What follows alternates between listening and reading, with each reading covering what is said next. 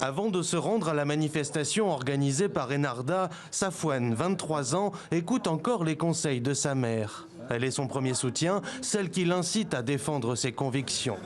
Une fois ses compagnons retrouvés dans le centre-ville, il devient celui qui, depuis 4 ans, est à la tête des jeunes étudiants du parti Enarda au sein de sa faculté.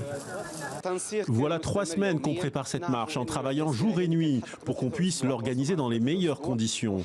On s'est réunis et on a lancé un comité d'organisation pour partager et échanger nos idées pour réussir cette marche.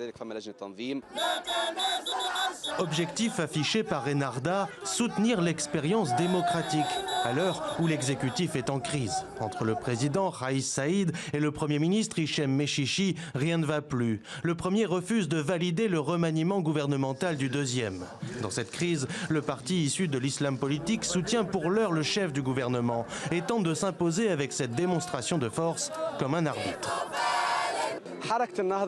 Le mouvement Enarda est un parti légaliste et essentiel dans le paysage politique tunisien. Il a une grande popularité.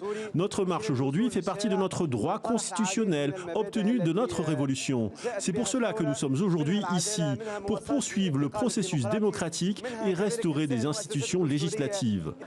Mais alors que la Cour constitutionnelle n'a pu voir le jour, faute d'accord entre les partis, personne en Tunisie n'est légitime pour trancher le différend entre le président et son Premier ministre.